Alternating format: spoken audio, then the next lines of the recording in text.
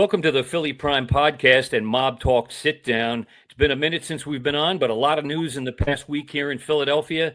And joining me today is my good friend George Anastasia, the professor, author, writer, mob expert extraordinaire. George, welcome to the show again. Thank you, Dave. Pleasure to be here. George, a lot went on this past week. Plenty to talk about today. So we figured we'd pop on a podcast and do that. Topping the headline, I guess, would be Steve Mazzone, the guy the government calls the former underboss of the Philly mob. He got out of prison last week, and he's in a halfway house in Philadelphia. Your thoughts on that? Yeah, I mean, he's almost home now. And this was the latest example of the Philly mob talking too much. Stevie got picked up on tapes at a making ceremony and at a restaurant afterwards, talking about planting the flag in Atlantic City. He was caught up in a major investigation that involved drugs. He was not charged in the drug element of all of that, but he got jammed up again. It's these guys in Philadelphia talk too much, and somebody's always wearing a wire. And it's ironically, it was Anthony Persiano wearing the wire. And Persiano just got a slap on the wrist a couple of weeks ago. Yeah, 5 years probation, right? Yeah, he's out and about wherever he is, and now Stevie's coming home. So I guess Joe Servideo and Dom Grandi are the only two hard cases out of this, and they're still very much in jail. Yeah, but Stevie's one step away from being totally home, I think. Yeah, now it sounds like he's going to be in a halfway house. He got there about 6 months earlier than everybody thought. It was probably going to be the end of the year. His sentence was due to go up in 2026. Looks like usually 6 months before you go to a halfway house. He's in actually 6 months before that. It's almost a full year. He served 2 years and 3 months on a 5-year sentence. Right. That was the indictment from 2020 that you just talked about, George. And kind of what do you do to get reacclimated if you're Steve Mazzone and you're in a halfway house? You're not on supervised release, so you don't have a lot of those restrictions. I'm sure he's got to get a job. He's got to report back and forth to the facility, that kind of thing. Talk about that a little bit, George. Yeah. Right, he's going to have to abide by all the procedural issues that exist, and supervised release. He'll be watched for a while. I guess the main point, though, Dave, is he's coming back to I think a diminishing organized crime world in Philadelphia. We've been talking about this for 3 or 4 years now. What is he coming back to in terms of the mob? Not very much. I mean, there are guys still out there. I guess there's some guys making money, but it doesn't seem to be a lot of money available. And he's maybe, this Stevie's been twice now, maybe twice burned. You learned your lesson and you shy away from all of this. We'll see. It's certainly not the mob that he's familiar with from 15, 20 years ago. It's not even the mob of when this thing happened 5 or 6 years ago. It's steadily diminishing influence in organized crime in South Philadelphia. George, interesting. Steve Mazzone is clearly a well-liked guy, just from my social media when I posted this last week that he was out. A lot of people had a lot of good things to say about him. A lot of people were praising him for being a stand-up guy here, doing his sentence quietly without a lot of noise. His brother Sonny was also jailed in this situation, but he seems to be pretty well-liked in South Philadelphia. And I'm guessing the transition back into being in South Philadelphia should be pretty smooth for him. I think he's always been. Yeah. Stevie had the reputation. I mean, clearly was a gangster. I mean, the cases and the evidence introduced. I don't think there's any dispute on that. But he was, in a lot of ways, the old school kind of thing. You make money, not headlines. Don't call attention to yourself. You don't intimidate people. Low key and went about his business. Now, that's not to say there wasn't violence during the era of Merlino and Mazzone, but it was strictly business. It wasn't the bullying kind of tactics that you see from some other guys.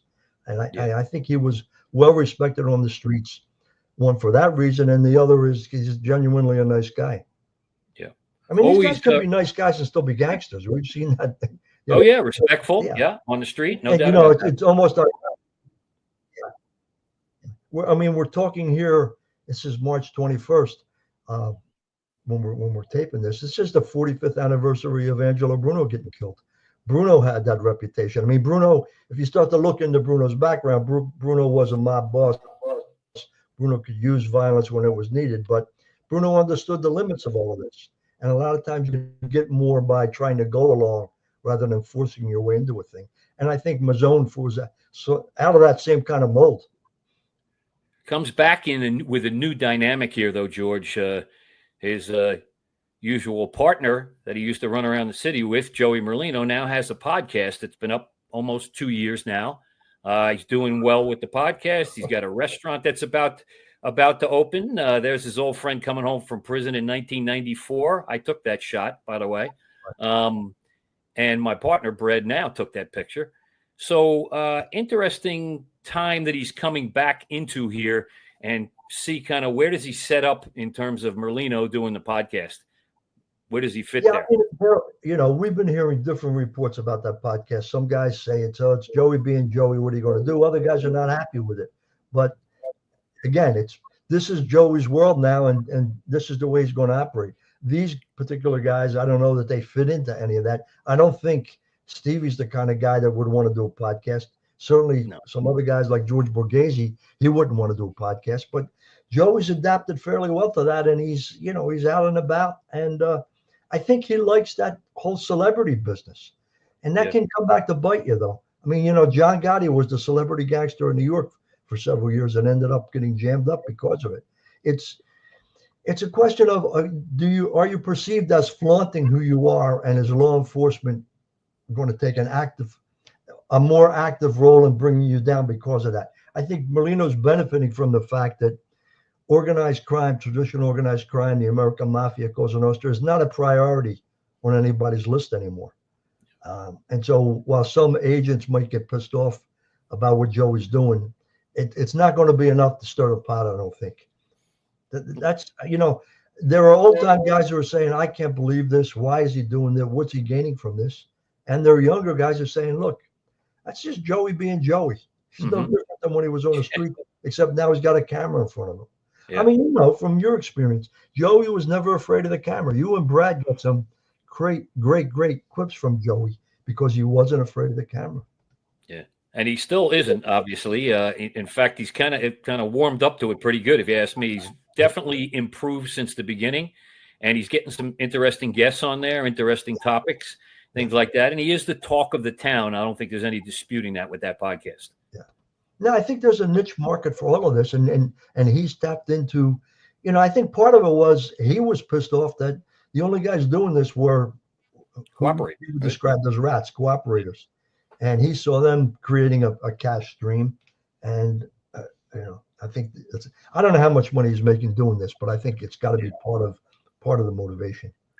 Also last week, we had an interesting sentencing in federal court. James Laforte, who is the brother of Joseph Laforte. He's also been identified by federal authorities as a soldier in the Gambino crime family. There you see him right there. He got 11 and a half years and a $2.5 million fine from the par funding fraud case that went down a few years ago, in which witnesses were threatened. One was even beaten. An attorney working on the receivership for par funding got attacked in that case. 11 and a half years, and he's still facing another case up in New York with some Gambino crime family people, including Joe Lanny. So his trip to the courtroom and to prison gets longer, not shorter. Yeah, I mean, this is a crew out in New York, and I remember when it first happened, you and I were talking about it. They're operating in Philadelphia. Do they have any connections to the Philadelphia organization? Doesn't appear to be. I think if they had, we would have heard about it by now. The feds would have done something about it. But it was also a crew. If you look at that situation up in New York with Joe Lanny and what happened up there, I mean, this is a crew that used fear and intimidation a lot. And these guys took that approach and applied it to the kind of the financial wheeling and dealing world they were involved in. And they were outright threatening people who were defaulting on loans. It was one of those workplace loan kind of things. It was a real scam. Yeah. And then, as you said, the one brother attacked a lawyer who was working with the receivership. So this is a New York operation based in Philadelphia that brought that that almost a bully boy kind of attitude, the bully boy approach to organized crime. And a lot of people would say that should be in the past now. That's not the way to operate anymore. We don't need to. I mean, if you look at supposedly the head of that crew up in, I guess, Staten Island, Lanny and an associate, they're caught up in that, what is it, a carting and demolition scam out of New York. Yeah. But they've been involved in a restaurant at Tom's River, get involved in a fight, or told to leave, and then they're threatening the owner and two guys go back and harass and assault the owner and his wife. This is really a throwback to the Wild West days of organized crime, and a lot of people thought the mob had gotten past that. That's not the way you operate anymore. But these guys clearly, the Laforte brothers, adopted the same approach that Joe Lanny and his crew up in Staten Island had in terms of the way they did business. We're who we are. Show us respect. Give us the money, and don't give us any nonsense. If not, you're going to have a problem. Well, that day, I thought that day was past, but really with these guys, it hasn't. Yeah. George, in the way of history, this operated out of a little office storefront thing on 3rd Street in Old City, just off Market Street. I noticed it one day, and I noticed Joe Laforte sitting outside leaning up against a Bentley. And I'm like, who is this guy? And I started asking a couple questions. Well, the FBI already knew who he was. Yeah. According to them, he was involved in a $500 million fraud. They've agreed to pay back a huge chunk of that. The fine here for James Laforte is $2.5 million.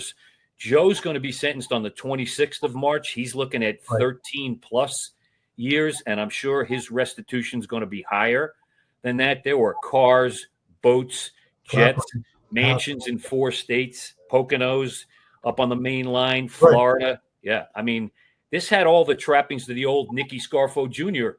case back in the day. Yeah, I mean, that was another example of these guys getting involved in high finance.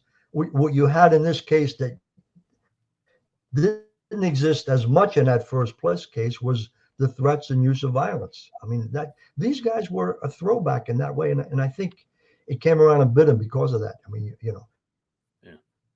fear and intimidation, and that's just. When you're involved in a multi-million-dollar operation like this, you've got the SEC looking at you, and the IRS, and the FBI, and then you start threatening people.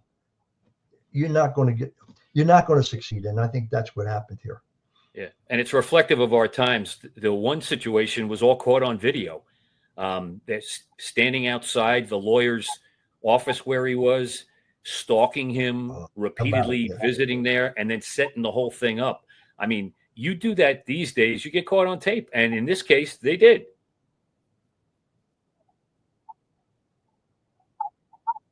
I mean, it's almost common knowledge that everybody's got a camera, everybody's got a video camera. This surveillance and security. Why would you even think you can get away with that? Except that it's this bully boy attitude. We're the mob, give us the money. We're the mob, we're going to hurt you. And it doesn't work anymore. Yeah. Interesting. Also, last week, Joey Merlino celebrated his 63rd birthday on Thursday.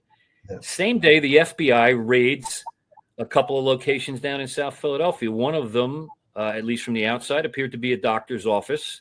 The FBI confirmed court-authorized law enforcement activity at that site. And there were a couple of other locations. No subject matter, no topic, no alleged crimes enumerated by the feds. Looks like it's a sealed search warrant situation, but that's got to make some people nervous, I would assume.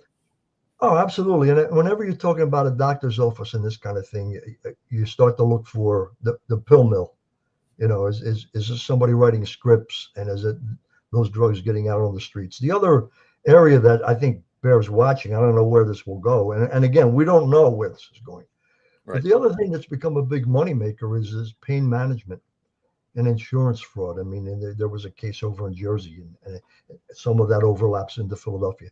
So if you look at pain management, the way to rip off insurance companies, and if you look at pill mills, there's money to be made. And that may be, at the end of the day, what this is about. We just don't know yet. But, if it walks like a duck, quacks like a duck, probably is a duck. We'll see. Yeah. And it was interesting, even though it doesn't say what this is all about and everything, that the underworld buzz was definitely afoot last weekend after this happened. People were talking, calls were being made, questions were being asked on my social media. Who's this involved? Who's behind this? That kind of stuff. So it had people talking. And let me say this, I got 400 new followers on Instagram in 2 days after we released that story and the Mazzone story. So people are definitely interested in this. Yeah, they're interested. One of the things we don't do that some other people do is just kind of throw names willy-nilly, willy-nilly about. We don't know who's involved. And you want to start connecting the dots. Well, it's not a good way to operate unless you have more information. I mean, we could throw out, this is a legitimate gripe that Joey has. Mm-hmm. And I don't agree with a lot of things Joey says or does. But the legitimate gripe he has is anytime anything comes up, his name gets thrown in because it attracts attention. And that's, we in the media is, well, I can go on a whole rant about what's happened to the media. Yeah, me too.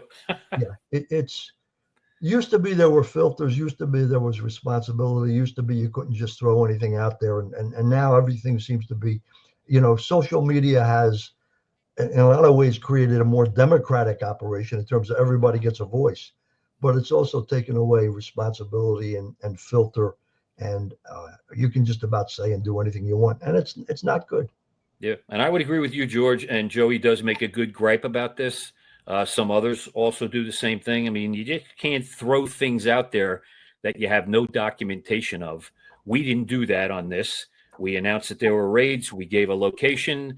We gave that the FBI confirmed there were raids. But there's been no topic, no charges, no arrests, anything like that. Because this could be the beginning of an investigation. This could be the end of an investigation where they're just pulling records and things like that might be pertinent to the investigation. We don't know any of that. So it's a big question mark in my mind. But, that starts the speculation. It happened on Joey's birthday. That's probably coincidence. But let me say this. Could it have not been? I don't know. I've not heard his name anywhere near this. Anywhere near it.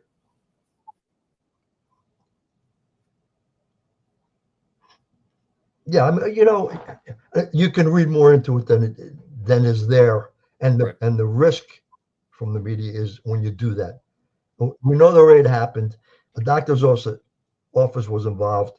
Here's what often is involved when you're talking about a doctor's office. We don't know for sure. Here's two possibilities, but I'm not throwing out any names. So and so owned this property or might be connected to that.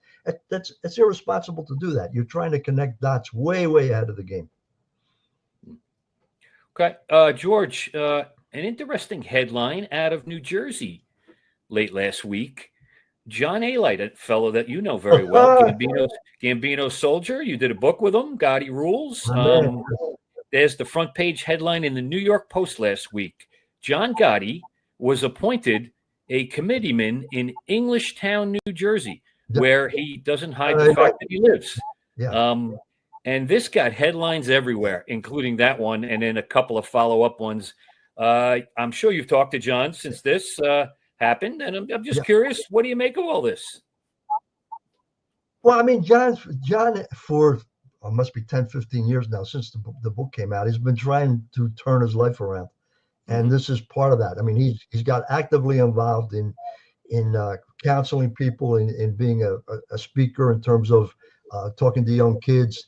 He's had a lot of personal problems in his own life. A daughter passed away in a drug situation. I know he feels strongly about all of that kind of stuff, and he wants to do good.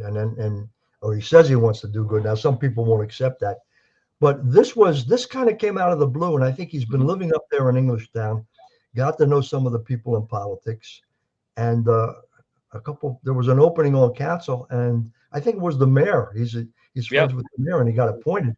Subsequent to that, some other people have resigned. So it's a little political mess up there. I don't know how it's all going to play out. John is very, very outspoken and very well spoken. And, we talk about this before too. 20, 30 years ago, this could have never happened. You're an ex-hitman, a mob associate. You've admitted to 6 murders. You've admitted to brutally beating people up. You wouldn't have any standing in politics. Did 14 years in prison, right? Right. Yeah. I mean, but today, you know, I mean, I don't want to get political, Dave, but we got to, you know, this is the way politics works right now. And a lot of this stuff is either ignored or doesn't matter anymore. And John is, I guess, the best way to describe him politically is a very conservative, and he's fitting in with one trend in American politics right now. Yeah. Interesting. Had a family photo, him being sworn in the council chambers up there, the committee chambers up there. He was interviewed. He talked about how his plan is to do good, to help people in the community, to help the youth in the community, to see that the young people in the Englishtown area and that surrounding area have places to go to, you know, play, recreate, and stay out of trouble, that kind of thing. It sounds like he has the best of intentions, and that's why the mayor put him there, sounds like. I think so. And he's a charismatic guy. And, you know, we talk about John as the gangster. John was a very good athlete. John had a baseball scholarship to the university down in Florida, Tampa, I think. Yeah. So, I mean, he was a good boxer, too. So he's a very athletic kind of guy. He can bring a lot to the table. And it's, you know, are there second chances in life? I think that's what this is about. Do you get a second chance? And as I said, 20 years ago, 30 years ago, given his rap sheet, probably would not have happened. But today, in the atmosphere we're operating in and the political world we're operating in, it's conceivable and it's doable. I mean, this is a guy, listen, if he succeeds as a councilman in Englishtown, you're going to find him running for such statewide office somewhere. Yeah. I could see that happening. Yeah. Can he hold federal office if he wanted to run for Congress? That got thrown out there the other day. I'm not sure that's doable, but I don't know what the rules are there. But and it does sound to me like this has rubbed a lot of people the wrong way. I could imagine a challenge or two. There was a township council, actually, there's a township council committee meeting tonight, I believe, to talk about this. So the question is, he's in the seat now. Does he stay in the seat? Is the firestorm really loud that he has to relinquish the seat and the mayor has to appoint somebody else? It sounds like the mayor's determined to keep him there and John's determined to stay there. And then you start hearing talk about a political future here if he does a good job. So interesting time here. Yeah, I mean, they're nothing if not transparent. I haven't tried to hide who he is or what his background is. So we'll see how it plays out. Who would have thought? That would have been pretty difficult. That would have been pretty difficult to hide. Yeah. Given your book and all the headlines he got when he was with the Gotti family back then, John Jr. and John Sr. So, but interesting, and I got to give him his props. I talked to him for a couple of minutes after I saw the headline, and he mentioned he had spoken to you. He does seem really interested in going in there and getting some things done. I got to give him his props. Yeah, I think he's sincere about it. I think he is, absolutely. Okay. The other headline this week was Joey Merlino talking about his new cheesesteak place, the Skinny Joey Cheesesteak Restaurant, which is down on Broad Street, right before you get to the stadiums on the right. The old talk of the town used to be. There's been months and months and months of preparation and construction and promises about when it was going to open. We thought it was going to open for the football season. Time coming. Yeah, and it didn't happen by football season. But the baseball season, George, is right around the corner. And I'm guessing, I'm hearing at least what he says online is the 29th. How do you think this is going to be received down there? I mean, to me, it's part of Joey's branding and Joey's marketing, and he's certainly got a following, and I think some people are going to want to go there just because, not for the cheesesteak, but because it's Joey's place. Yep. I don't know if you can sustain a business on that, but I think that's where they're going with this. He had that restaurant in Florida for a while, and I think it was the same kind of thing. People went there because he was associated with it. Merlino's. Yep. You know, at the end of the day. Are the cheesesteaks going to be good? I mean, you can get a lot of flash and glitter in the beginning, but you've got to deliver the goods to sustain something, and we'll see. It's a good location, and the timing. Unfortunately, he lost the whole football season, but now baseball's starting, so the timing is good again. We'll see what happens with that. Yeah, and he celebrated his 62nd birthday, 63rd. Yeah. Mm-hmm. Yeah, the other day. So, and he's been out and about all week this week. A couple of nights at the saloon. Had the truffle steak the one night. on one of his, Instagram posts. And then the other night he had lobster franchise and the truffle steak. He's eating well, at least, and it sounds like he's getting in better shape. He may have stopped smoking and drinking, all of those frills, but he looks like he's getting in fighting shape there to give the restaurant a run. Yeah. As I said, Joey still makes news. When Joey shows up, it's news. What does it all mean? Not about anymore. Why do we care about him? It's that phenomena, that Merlino phenomena. Yeah. Okay. George, we've had some topics to talk about this week, which we like. And there's some things it was a long time to talk about. Yeah. We'll keep an eye on a couple things. The Joe LaForte sentencing coming up on the 26th. Joey's going to open a restaurant on the 29th. And we'll see kind of how Steve Mazzone fits in now that he's back at home. And we'll keep an eye on that FBI investigation, which is ongoing, the raids from last week, and we'll report back to you. But there does seem to be a few things in the fire right now. Yeah. And hopefully that generates a little bit of talk, and we get a little chance to come on Philly Prime Podcast and Mobtalk and talk about it, George. Absolutely. Always available, Dave. All right, sir. Good to have you again. That's it for the Philly Prime Podcast and Mobtalk Sit Down this week. Thanks for joining us, and we'll talk to you soon.